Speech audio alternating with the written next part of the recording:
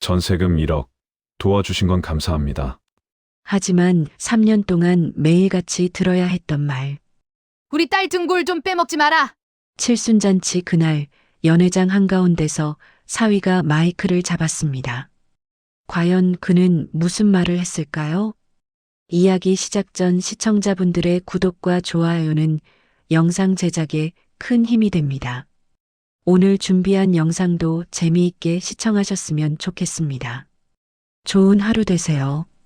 이야기 시작합니다. 새벽 5시 도연의 하루는 어둠 속에서 시작됩니다. 서울 외곽의 낡은 빌라 2층, 좁은 방 하나와 거실이 전부인 신혼집이었습니다. 작은 창문 너머로 희미한 가로등 불빛이 들어왔습니다. 도연은 조용히 이불을 걷어냈습니다. 옆에서 자고 있는 아내 수진의 숨소리가 고르게 들렸습니다. 세면대 앞에 선 도연은 거울 속 자신을 바라보았습니다. 32살, 아직 젊다고 할 수 있는 나이였지만 눈가에는 벌써 피로가 쌓여 있었습니다. 그는 찬물로 얼굴을 씻으며 오늘도 다짐했습니다. 조금만 더 버티자. 조금만 더. 카페까지는 걸어서 10분 거리였습니다. 도연이 운영하는 모닝블루 카페는 주택가 골목 모퉁이에 자리한 작은 가게였습니다. 12평 남짓한 공간이었지만 그에게는 전부였습니다. 2년 전 오픈할 때의 설렘이 아직도 기억났습니다. 하지만 그 설렘에는 무게가 있었습니다. 전세 보증금 1억 원.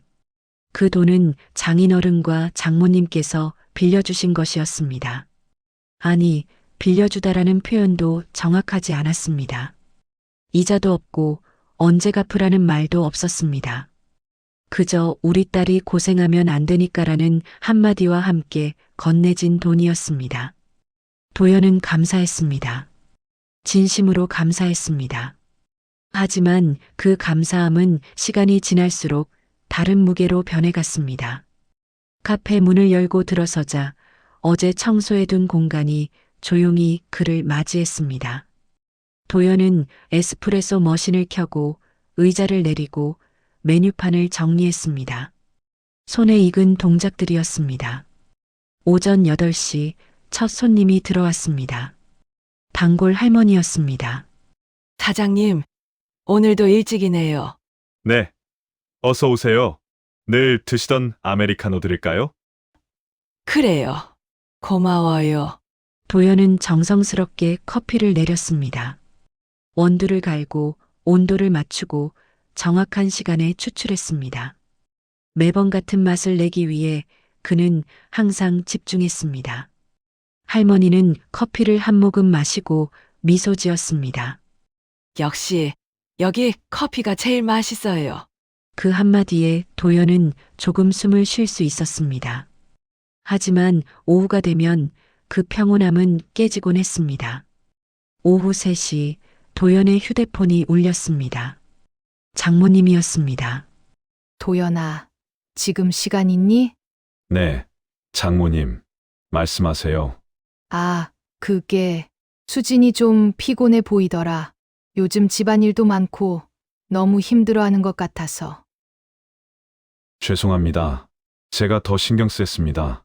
아니야, 괜찮아. 그냥 우리 딸만 고생시키지 마. 알지? 네. 명심하겠습니다. 전화를 끄는 도연은 한참을 그 자리에 서 있었습니다. 우리 딸만 고생시키지 마. 그 말은 이번이 처음이 아니었습니다. 명절 때도 가족 모임 때도 전화 통화 끝에도 항상 들려오는 말이었습니다. 처음에는 당연한 당부라고 생각했습니다. 장인어른과 장모님이 딸을 아끼는 마음이라고 이해했습니다. 하지만 점점 그 말은 다르게 들리기 시작했습니다. 너는 우리 딸에게 충분하지 않아. 너는 항상 부족해. 우리가 도와주지 않았다면 너는 아무것도 못했을 거야. 저녁 6시 도연은 카페 문을 닫고 집으로 돌아왔습니다. 작은 식탁에는 수진이 차려놓은 저녁이 놓여 있었습니다. 김치찌개와 계란말이 그리고 밥이었습니다. 소박하지만 따뜻한 식사였습니다. 오늘 힘들었어? 수진이 물었습니다. 도연은 고개를 저었습니다. 아니, 괜찮아. 너는? 응. 나도 괜찮아? 둘은 조용히 밥을 먹었습니다. 도연은 수진을 사랑했습니다. 결혼 3년 차 여전히 그녀를 보면 마음이 따뜻해졌습니다. 하지만 요즘 들어 그 마음 한편에는 미안함이 자리 잡고 있었습니다.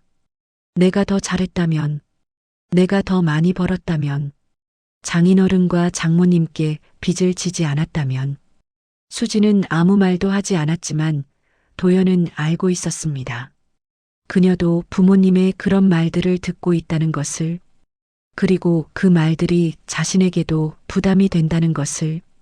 밤 11시 도연은 침대에 누워 천장을 바라보았습니다. 오늘도 장모님의 전화가 있었습니다. 오늘도 우리 딸만 고생시키지 말라는 말을 들었습니다. 오늘도 카페에서 쉬지 않고 일했지만 매출은 여전히 빠듯했습니다. 도연은 눈을 감았습니다. 조금만 더 버티면 언젠가는 인정받을 수 있겠지. 언젠가는 장인어른과 장모님께서도 내 노력을 알아주시겠지. 언젠가는. 하지만 그 언젠가가 언제일지 도연은 알 수 없었습니다. 은혜는 감사한 것이었습니다. 하지만 그 은혜는 동시에 그를 항상 낮은 자리에 묶어두는 보이지 않는 족쇄이기도 했습니다. 도연의 하루는 그렇게 끝났습니다. 그리고 내일도 모레도 같은 하루가 반복될 것이었습니다. 감사와 수치 사이에서, 은혜와 족쇄 사이에서 카페를 오픈한 지 2년이 흘렀습니다. 모닝블루 카페는 이제 동네에서 제법 알려진 가게가 되었습니다. 주말이면 웨이팅이 생겼고 평일에도 단골 손님들이 꾸준히 찾아왔습니다. 인스타그램 리뷰에는 분위기 좋아요, 커피 맛집이라는 댓글들이 달렸습니다. 도연의 하루는 더 바빠졌습니다. 새벽 4시 반, 그는 여전히 가장 먼저 일어났습니다. 카페로 향하는 길, 새벽 공기는 차가웠습니다. 도착하자마자 그는 원두 배송을 받고 우유를 냉장고에 정리하고 베이커리를 진열했습니다. 6시에는 아르바이트 직원 민지가 출근했습니다. 사장님, 안녕하세요. 응, 왔어. 오늘 예약 손님 많으니까 미리 준비 좀 해줘. 네, 알겠습니다. 도연은 직원을 한 명 더 고용했습니다. 혼자서는 감당할 수 없는 손님들이 찾아왔기 때문이었습니다. 인건비 부담이 있었지만 매출이 늘어나면서 어느 정도 여유가 생겼습니다. 통장 잔고를 확인할 때마다 도연은 조금씩 안도했습니다. 이제 괜찮아진 건가? 조금씩이라도 빚을 갚아나갈 수 있겠어. 어느 토요일 오후였습니다. 카페 안은 손님들로 가득했습니다. 도연은 쉴 새 없이 커피를 내리고 주문을 받고 테이블을 정리했습니다. 땀이 등을 타고 흘렀지만 그는 멈추지 않았습니다. 사장님, 여기 테이블 정리 부탁드려요. 네, 금방 갈게요. 그때 카페 문이 열리며 익숙한 목소리가 들렸습니다. 어머, 여기 정말 잘 되네. 장모님이었습니다. 도연은 깜짝 놀라 손을 닦으며 다가갔습니다. 장모님, 오셨어요? 연락 주시지 그러셨어요. 그냥 지나가다가 들렀어. 소문 듣긴 했는데 이 정도인 줄은 몰랐네. 장모님은 가게 안을 천천히 둘러보았습니다. 만석인 테이블, 벽에 붙은 감사 후기들, 깔끔하게 정돈된 인테리어를 보며 고개를 끄덕였습니다. 그래, 열심히는 하는구나. 감사합니다. 도연은 정중하게 인사했습니다. 그 한마디에도 그는 진심으로 기뻤습니다. 장모님께서 자신의 노력을 인정해 주신 것만 같았습니다. 하지만 그 기쁨은 오래가지 않았습니다. 일요일 저녁 장인어른 댁에서 가족 모임이 있었습니다. 식탁에는 수진의 오빠 부부와 동생, 그리고 장인어른과 장모님이 둘러앉았습니다. 도연은 구석 자리에 조용히 앉아 있었습니다. 도연이 카페 요즘 잘 된다며? 수진의 오빠가 물었습니다. 네, 덕분에 조금씩 자리를 잡아가고 있습니다. 그래. 대단한데. 요즘 카페 장사 힘들다던데. 열심히 하고 있습니다. 도연은 겸손하게 대답했습니다. 그는 절대 자랑하지 않으려 했습니다. 자칫 건방지게 보일까봐 항상 조심했습니다. 그때 장모님이 입을 열었습니다. 뭐, 잘 되긴 하지. 그래도 밖에서는 잘 나가는 척해도. 결국은 우리 덕분 아니겠어? 식탁이 조용해졌습니다. 도연은 젓가락을 든 손을 멈췄습니다. 네? 생각해봐. 우리가 전세금 안 빌려줬으면 카페 차릴 수나 있었겠어. 수진이가 옆에서 도와주지 않았으면? 그건 맞습니다. 맞지. 그러니까 밖에서 사람들이 칭찬해도 너무 우쭐하지는 마. 알지? 도연은 고개를 숙였습니다. 네, 명심하겠습니다. 수진이 작은 목소리로 끼어들었습니다. 엄마, 그렇게 말씀하시면 도연이가 왜? 사실이잖아. 엄마가 틀린 말 했어? 아니지만 수진아, 너도 알잖아. 내 남편 처음에 얼마나 힘들었는지. 우리가 안 도와줬으면 어쩔 뻔했어. 도연은 아무 말도 하지 못했습니다. 수진의 오빠가 분위기를 바꾸려고 했습니다. 에이, 장모님. 그래도 도연이가 열심히 해서 잘 된 거죠? 인정해 주세요. 인정은 하지. 근데 사실은 사실이잖아. 장모님은 웃으며 말했습니다. 농담처럼 던진 말이었지만 도연에게는 농담이 아니었습니다. 집으로 돌아오는 차 안은 조용했습니다. 수지는 창밖을 보며 아무 말도 하지 않았습니다. 도연도 마찬가지였습니다. 신호등 앞에서 차가 멈췄을 때 수진이 작게 말했습니다. 미안해. 왜? 엄마가 그런 말씀하셔서 괜찮아. 도연은 고개를 저었습니다. 괜찮지 않아 보이는데 정말 괜찮아. 사실이니까. 도연아, 아니야.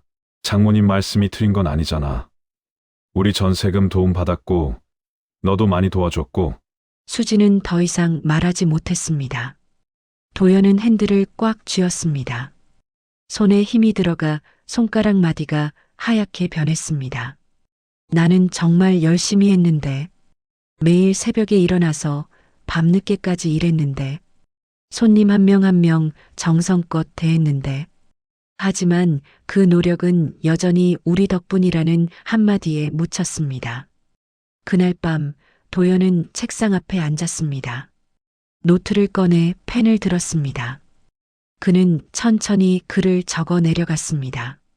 장인어른, 장모님께 빌린 돈 1억 원. 현재 카페 순이익 월 300만 원.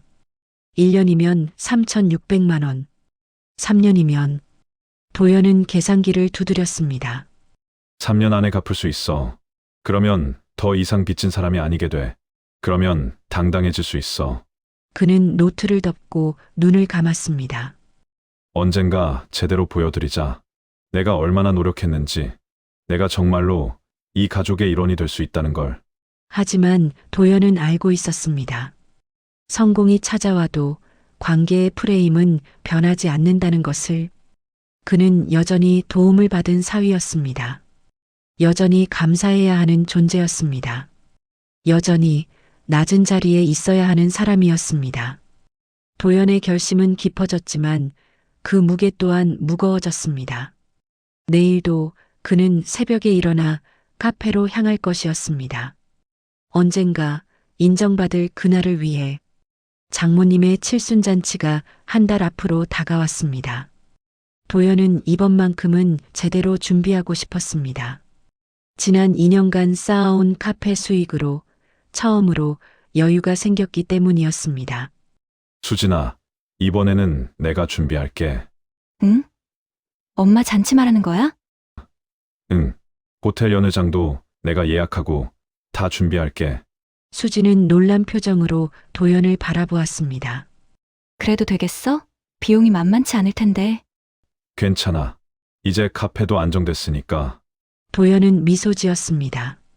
처음으로 당당하게 할 수 있는 일이었습니다. 다음 날부터 도연은 움직였습니다. 강남의 한 호텔 연회장을 예약했습니다. 50명이 들어갈 수 있는 중형 홀이었습니다. 가격을 보고 잠시 망설였지만 도연은 결제를 진행했습니다. 꽃 장식을 담당할 플로리스트를 만났습니다. 장미와 백합으로 메인 테이블을 꾸며주세요. 화사하면서도 품위 있게요. 네, 알겠습니다.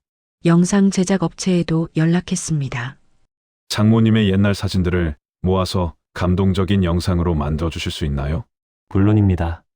사진 자료 보내주시면 작업 들어가겠습니다. 케이크는 유명 베이커리에 주문했습니다. 3단 케이크에 칠순을 축하합니다라는 글씨를 새겨달라고 부탁했습니다. 그리고 가장 중요한 선물. 도연은 명동의 한 보석 가게를 찾았습니다. 진열장 안에 놓인 진주 목걸이를 오래 바라보았습니다. 이거 얼마예요? 180만 원입니다. 도연은 숨을 깊게 들이마셨습니다. 결코 작은 금액이 아니었습니다. 하지만 그는 고개를 끄덕였습니다. 이걸로 포장해 주세요. 봉투도 따로 준비했습니다. 50만 원을 넣어 정성스럽게 봉했습니다. 올해만큼은 나도 떳떳하게 축하를 드리고 싶다. 내가 이 가족의 일원이라는 걸 보여주고 싶다. 칠순잔치 당일이 밝았습니다. 도연은 새벽부터 호텔로 향했습니다. 연회장을 점검하고 꽃배치를 확인하고 음향 시스템을 테스트했습니다. 모든 것이 완벽해야 했습니다. 오후 5시 하객들이 하나둘 도착하기 시작했습니다. 장인어른과 장모님이 입장하셨습니다. 장모님은 한복을 곱게 차려입고 환한 미소를 지으셨습니다. 어머, 여기 정말 좋네. 장모님, 축하드립니다. 도연은 깊게 인사했습니다. 친척들이 자리를 채웠습니다. 수진의 오빠 내외, 동생, 고모, 이모들까지 50명 가까운 사람들이 모였습니다. 연회장은 웃음과 축복의 말로 가득했습니다. 야, 도연이가 준비했다며? 대단한데? 그러게. 이 정도 규모면 꽤 신경 썼겠어. 도연은 그런 말들을 들으며 조금씩 긴장이 풀렸습니다. 잘하고 있어. 오늘은 괜찮을 거야. 식사가 끝나고 케이크 커팅 시간이 왔습니다. 조명이 어두워지고 준비한 영상이 스크린에 올랐습니다. 장모님의 어린 시절 사진부터 시작해 결혼 사진, 아이들과 함께한 사진들이 흘러갔습니다. 감동적인 배경 음악과 함께였습니다. 장모님은 눈시울을 붉히며 영상을 보셨습니다. 어머, 이 사진은 언제 찍은 건지. 영상이 끝나고 박수가 터져 나왔습니다.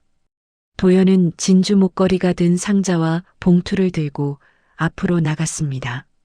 장모님, 칠순 진심으로 축하드립니다. 건강하시고 오래오래 행복하세요. 도연은 두 손으로 선물을 건넸습니다.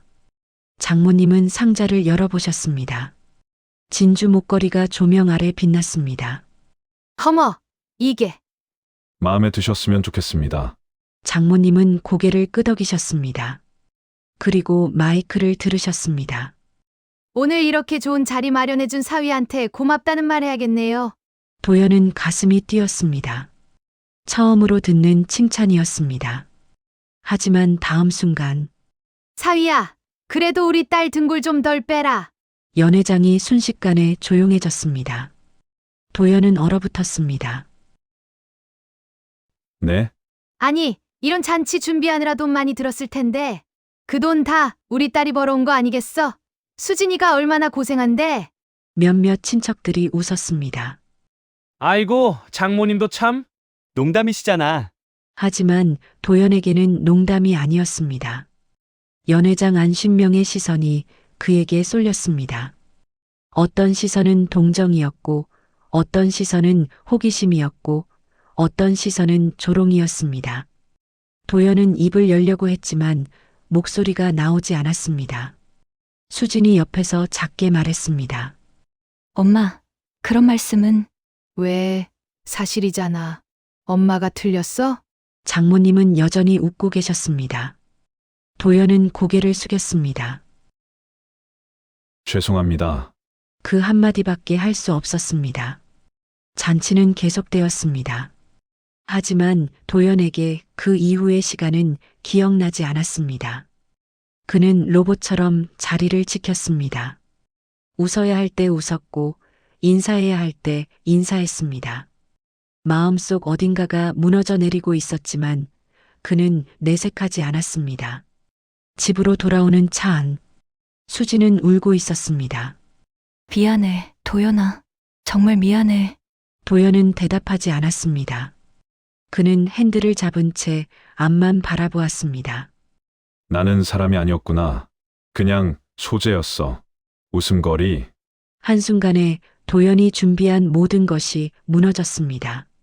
정성도 노력도 당당함도 모두 우리 딸 등골 빼먹는 사위라는 한마디에 묻혔습니다. 하지만 그날 밤 도연은 한 가지를 깨달았습니다. 아무리 노력해도 이 관계는 변하지 않아.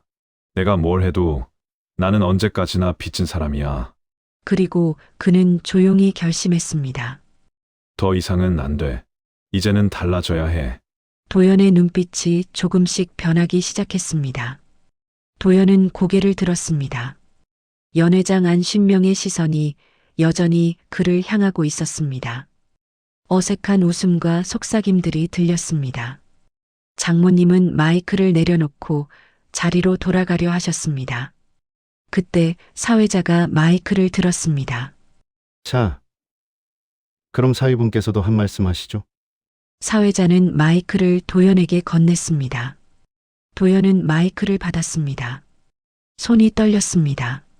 하지만 그는 깊게 숨을 들이마셨습니다. 그리고 천천히 입을 열었습니다. 오늘 잔치 비용은 모두 제가 준비했습니다. 연회장이 조용해졌습니다. 호텔 예약, 음식, 꽃 장식, 영상 제작, 그리고 이 선물까지 모두 제가 2년 동안 카페를 운영하며 모은 돈으로 준비했습니다. 도연은 테이블 위에 놓인 봉투와 목걸이, 상자를 바라보았습니다. 그리고 그는 잠시 말을 멈췄습니다. 전세 보증금 1억 원. 오늘로 다 갚겠습니다.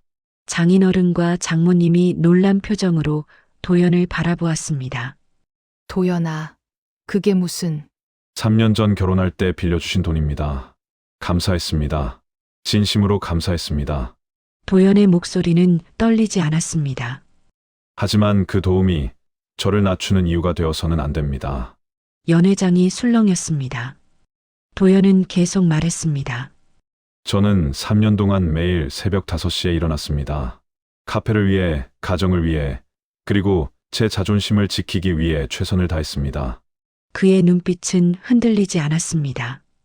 도움은 감사하지만 그것이 누군가를 낮추는 이유가 되면 안 됩니다. 저도 사람입니다. 존중받을 권리가 있습니다. 장모님의 얼굴이 굳었습니다.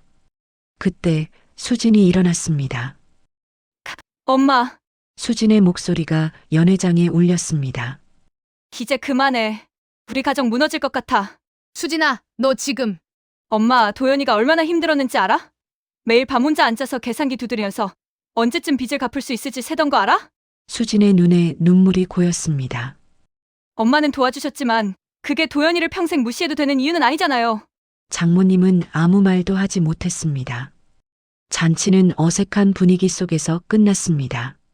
하객들은 하나둘 자리를 떠났습니다. 도연과 수진은 남은 정리를 도왔습니다. 장인어른과 장모님은 구석에 조용히 앉아 계셨습니다. 모든 정리가 끝나고 4사람만 남았습니다. 장인어른이 먼저 입을 열었습니다. 도연아, 우리 잠깐 얘기 좀 하자. 네, 4사람은 호텔 로비의 한적한 소파에 앉았습니다. 침묵이 흘렀습니다. 장모님이 고개를 숙이셨습니다. 미안하다. 도연은 깜짝 놀라 장모님을 바라보았습니다. 오늘 내가 너무 심했구나. 사실 나도 모르게 한 말이었어. 장모님, 처음엔 정말 걱정돼서 한 말이었어. 우리 딸이 고생할까봐. 근데 언제부턴가 그게 습관이 돼버렸나 봐. 장모님의 목소리가 떨렸습니다. 내가 얼마나 열심히 사는지 나도 알아.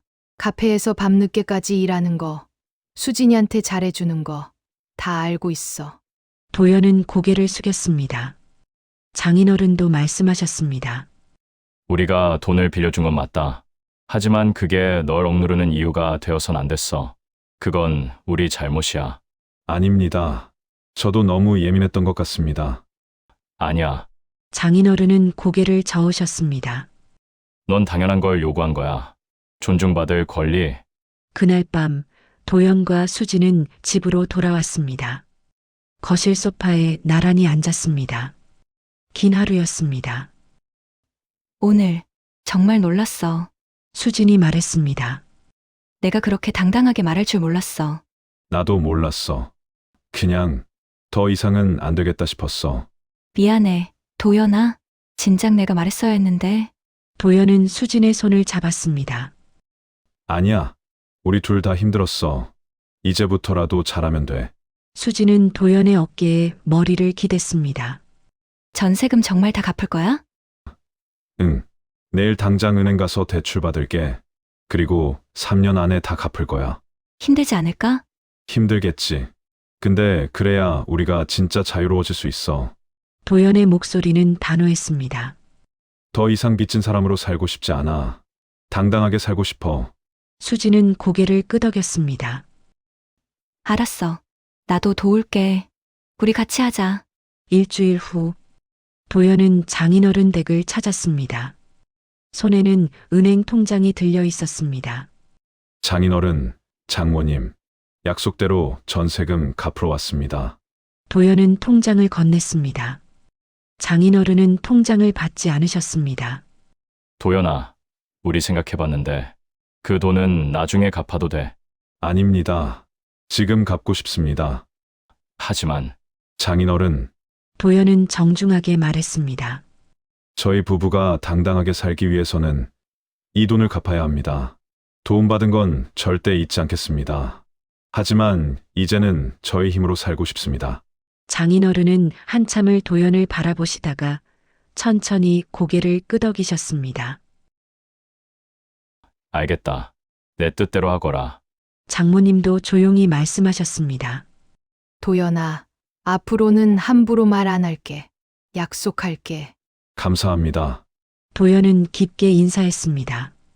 집으로 돌아오는 길, 도연의 발걸음은 가벼웠습니다. 통장 잔고는 거의 바닥이 났습니다.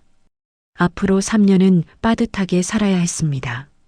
하지만 그의 마음은 이상하게 편안했습니다. 이제 진짜 시작이야. 빚도 없고 눈치도 없이 우리 힘으로 살아가는 거야. 도연은 하늘을 올려다보았습니다. 구름 사이로 햇살이 비쳤습니다. 그는 처음으로 진짜 자유를 느꼈습니다. 돈으로 살 수 없는 존중과 존엄의 자유를. 잔치가 끝난 다음 날 오후였습니다. 도연은 카페에서 평소처럼 일하고 있었습니다. 손님들에게 커피를 내리고 테이블을 닦고 재료를 정리했습니다. 어제의 일이 마치 꿈처럼 느껴졌습니다. 오후 3시쯤 카페 문이 열렸습니다. 장모님이었습니다. 도연은 깜짝 놀라 일어섰습니다. 장모님, 어떻게? 도연아, 잠깐 시간 있니? 네. 앉으세요. 도연은 장모님을 자리로 안내했습니다. 아메리카노를 내려드렸습니다. 장모님은 커피를 한 모금 마시고 천천히 입을 열었습니다. 어제 정말 미안했다. 도연은 고개를 들었습니다. 어제뿐만이 아니야. 지난 3년 동안 내가 너한테 한 말들 다 잘못된 거였어. 장모님의 목소리는 낮고 떨렸습니다. 처음엔 정말 걱정돼서 한 말이었어. 우리 딸이 힘들까봐, 고생할까봐. 근데 그게 습관이 돼버렸나 봐. 도연은 아무 말도 하지 못했습니다. 내가 얼마나 열심히 사는지, 수진이를 얼마나 아끼는지 나도 다 알고 있었어. 근데 입에서는 자꾸 다른 말이 나왔어. 장모님은 잠시 말을 멈췄습니다. 미안하다. 도연아. 진심으로 미안해. 도연의 가슴 한편이 묘하게 허전해졌습니다. 분노도 억울함도 아닌 이상한 감정이었습니다. 그는 천천히 입을 열었습니다. 장모님, 저도 드릴 말씀이 있습니다. 그래. 말해봐. 저는 장인어른과 장모님께 진심으로 감사합니다. 도움 없었으면 지금의 제가 없었을 거예요. 도연은 조심스럽게 말을 이었습니다. 하지만 앞으로는 우리 가족만큼은 서로 낮추지 않았으면 좋겠습니다. 도움을 주고받더라도 그게 누군가를 무시하는 이유가 되면 안 된다고 생각합니다. 장모님은 고개를 끄덕였습니다. 맞아. 내 말이 맞아. 저도 더 노력하겠습니다.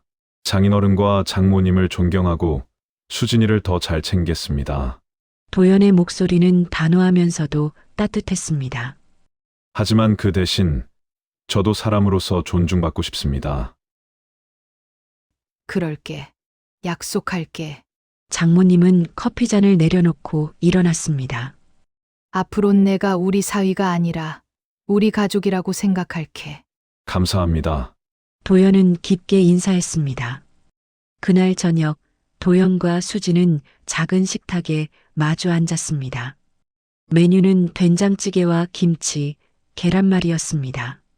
소박한 저녁이었지만 두 사람에게는 충분했습니다. 엄마가 카페에 오셨다며? 응, 사과하러 오셨어. 그래? 수지는 놀란 표정을 지었습니다. 엄마가 먼저 사과를 하다니. 처음이야. 나도 놀랐어. 도연은 밥을 한 숟가락 떴습니다. 근데 말이야, 수진아. 응? 어제 내가 나한테 해준 말 정말 고마웠어. 수지는 고개를 갸웃했습니다. 무슨 말? 오늘 당신 정말 자랑스러웠어. 그 말 도연은 미소 지었습니다. 그 말 듣고 내가 잘하고 있구나 싶었어. 혼자가 아니구나 싶었어. 수진의 눈가에 눈물이 맺혔습니다. 당연하지. 우리 같이 사는 거잖아. 응, 우리 같이 산다. 두 사람은 조용히 밥을 먹었습니다. 창밖으로 저녁 노을이 보였습니다. 하늘이 주황빛으로 물들고 있었습니다. 도연은 이 순간이 어제의 화려한 잔치보다 훨씬 소중하다고 느꼈습니다. 한 달이 지났습니다. 도연은 여전히 새벽 5시에 일어났습니다.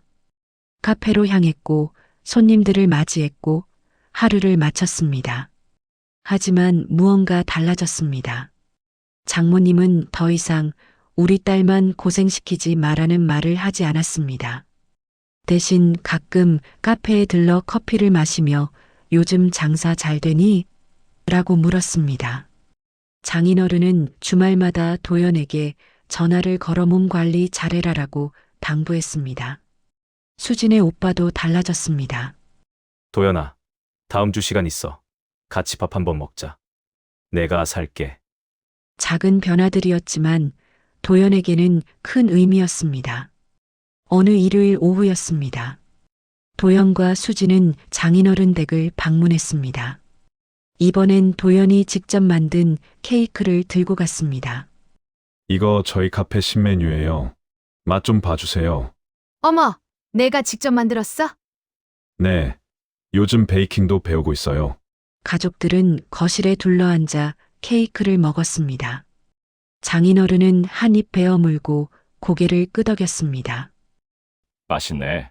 역시 도연이 손맛이 좋아. 감사합니다. 장모님도 미소 지었습니다. 우리 사위 실력 좋은데? 카페 대박 나겠어. 그 말에는 더 이상 비꼬는 어조가 없었습니다. 진심 어린 칭찬이었습니다. 도연은 가슴이 따뜻해졌습니다. 집으로 돌아오는 차 안, 수진이 말했습니다. 오늘 분위기 좋았다, 그지? 응, 정말 좋았어. 예전과는 다르지? 완전히 달라. 도연은 핸들을 잡으며 말했습니다. 근데 말이야, 수진아. 나 깨달은 게 있어. 뭔데? 화려한 잔치보다 중요한 게 서로를 세워주는 거더라. 수지는 고개를 끄덕였습니다. 맞아. 우리가 서로 동맹이 되어주는 게 제일 중요해. 응. 우리 앞으론 그렇게 살자. 그래. 두 사람은 손을 맞잡았습니다. 그날 밤 도연은 책상 앞에 앉았습니다. 노트를 펼쳤습니다. 3년 전부터 적어온 숫자들이 가득했습니다.